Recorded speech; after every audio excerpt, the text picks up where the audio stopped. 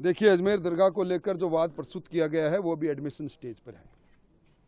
Constitution में हर citizen को right है कि वो अपनी बात को अदालत के अंदर, अदालत के कानून और नियमों के अनुसार सीपीसी सीआरपीसी में अपनी बात को ले जा सकता है।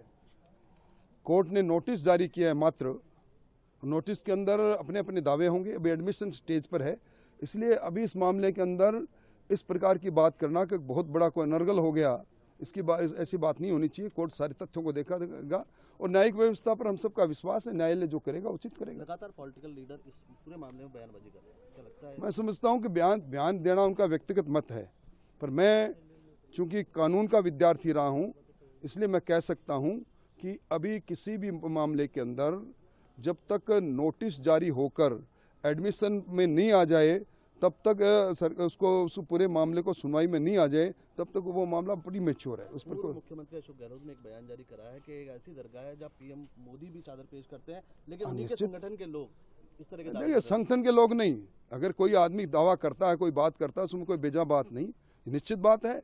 इसी दरगाह में मैंने खुद ने चादर प्रस्तुत की है, मुख्यमंत्री जी ने की है, परंतु अभी हो क्या गया, इतना डर भय क्यों है?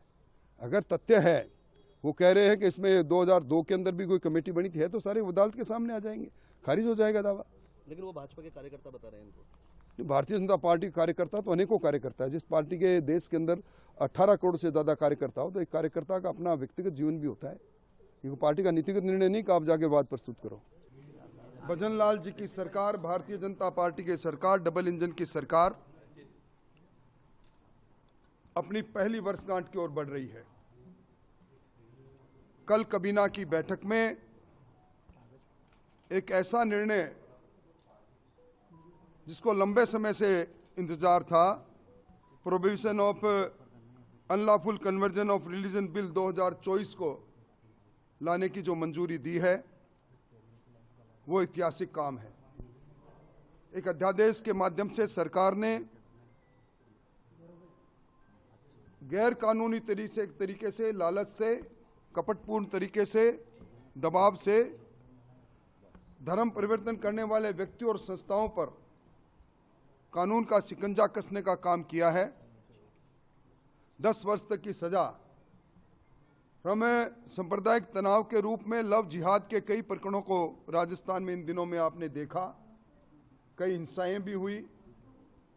अगर इस प्रकार कपटपूर्वक धर्म परिवर्तन के बाद शादी होती है, तो इस अध्यादेश के बाद, prohibition of unlawful conversion religion bill 2024 के बाद में अदालतों को यह अधिकार होगा कि वो उसको शून्य करें।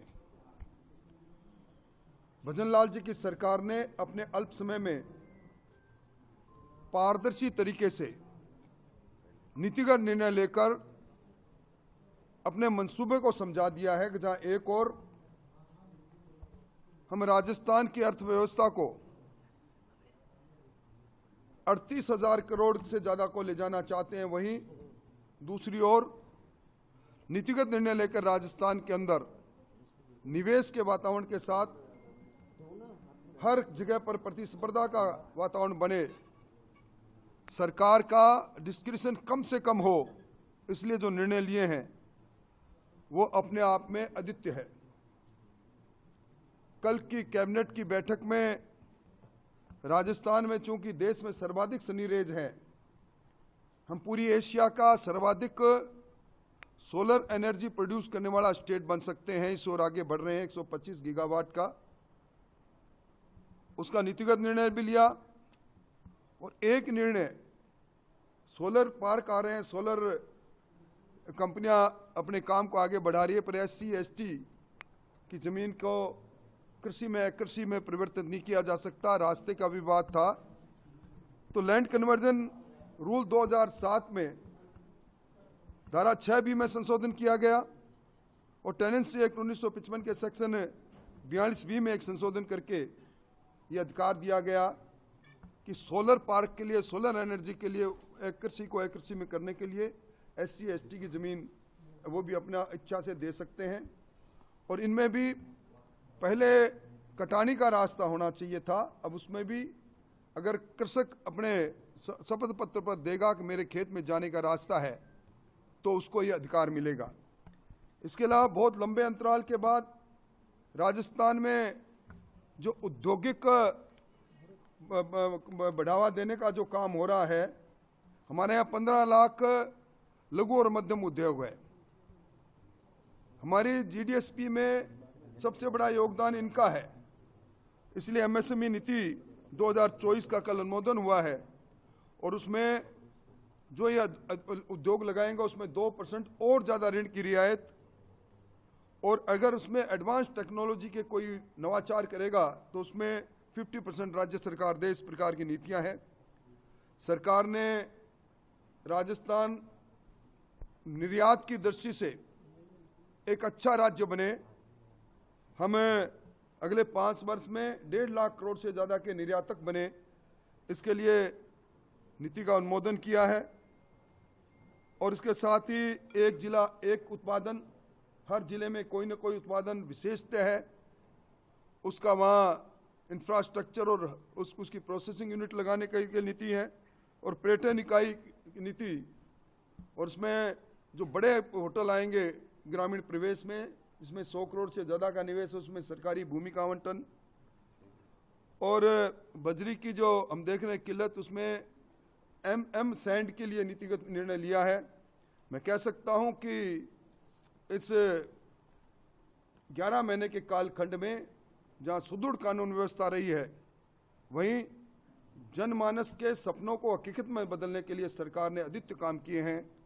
मोटे तौर पर मुझे इन मोटी मोटी बातों पर, बिंदुओं पर आपसे बात करनी थी। अगर आपका कोई सवाल हो तो मुझसे करें।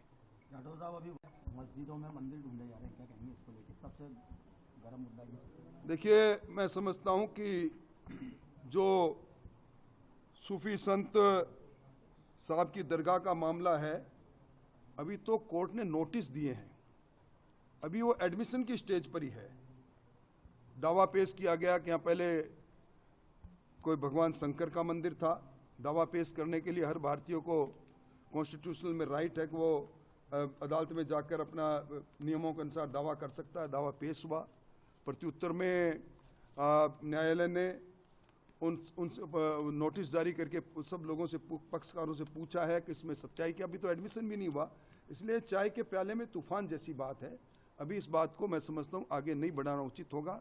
न्यायालय का निर्णय जो कोई भी हो, उस न्याय, क्योंकि हम सब लोग न्यायिक व्यवस्था के से प्रतिबद्धता के साथ बंधे हुए हैं, उस निर्णय को सबको मानना चाहिए। पर अभी कोई ऐसी बात ही नहीं है बुनियादी तौर पर। सर, कांग्रेस का आरोप है कि अक्सर सरकार चला रहे हैं, सीएस पूरी सरकार। मैं समझता हूं कि जिस एक कैबिनेट के बारे में मैंने आपको कुछ कहा, ये मंत्रिमंडल के फैसले हैं, ये अफसरों के फैसले नहीं। मंत्रिमंडल बैठकर इस प्रकार के नवाचार के फैसले पारदर्शिता से करे। कांग्रेस को आलोचना का दूसरा कोई दरवाजा मिल नहीं रहा, इसलिए एक सगुफा की ब्यूरोक्रेसी हावी है, इसके अलावा कुछ नहीं। उन्होंने पर्ची की सरकार कहा, पर्ची की सरकार ने जनता के दिलो दिमाग पर किस प्रकार का राज किया है, अभी उपचुनाव के अंदर नतीजे सामने आए हैं। इसलिए सारी बातें सगुफा है। सब निकायों में कई निकाय खाली हो गए, प्रशासक लगा दी, इसका भी एक आधार बनता है कि वहाँ पे चुनाव नहीं करा पा रही सरकार। 1 स्टेट 1 इलेक्शन ये कंसेप्ट है। 1 नेशन 1 इलेक्शन की बात आदरणीय मोदी जी ने कही, भजनलाल जी ने 1 स्टेट 1 इलेक्शन की बात कही। लगातार आचार संहिता लगना, लंबे लंबे समय तक आचार संहिता लगते रहना, कांग्रेस की तरह नहीं। आप याद करें, पंचायती राज संस्थाओं के चुनाव पूरे 13 महीने चले। कभी हुआ है पंचायती राज सरपंच से चल के प्रमुख तक 13 महीना लगाए? ये सरकार वैसा नहीं करेगी। हमें सिंक्रोनाइज कर रहे हैं, नजदीक आने पर सारे चुनाव को एक साथ करने का निर्णय ले रखा है। 1 स्टेट 1 इलेक्शन नीतिगत फैसला है। सर, 1 साल पूरा हो गया, उपचुनाव भी हो गए। भारतीय जनता पार्टी का जमीनी तौर का कार्यकर्ता हूं। पार्टी ने मुझे जो काम दिया मैंने बेखूबी से किया। उपचुनाव में कोई दूरी नहीं थी, जहां जहां मेरे दौरे लगे मैंने बेखूबी से दौरे किए। ये कुछ लोग नैरेटिव बनाने की कोशिश कर रहे हैं। मैं समझता हूं जिस सरकार को बनाने के लिए हमने अपने खून और पसीने को सड़कों पर बहाया, वो सरकार आदर्श सरकार बने, ये परिकल्पना भी हमारी खुद की है। अब आपकी भूमिका क्या देखते हैं राजस्थान? एक कार्यकर्ता के रूप की भूमिका। भारतीय जनता पार्टी में किसी की कोई भूमिका नहीं, कार्यकर्ता की भूमिका है। हमारा नेतृत्व जिस भूमिका में रखता है उसी भूमिका में हम रहते हैं। कई बोर्ड और कई पद जो हैं, नहीं, मैं किसी बोर्ड और पद का दावेदार नहीं। मैं सरकारों में कई बार मंत्री रह चुका, प्रतिपक्ष का नेता रह चुका, इसलिए सरकार में कोई बोर्ड और कॉरपोरेशन में जाऊं ये मैंने कभी इच्छा व्यक्त भी नहीं की, ना ही मैं कभी कहीं जाने की सोच सकता हूं।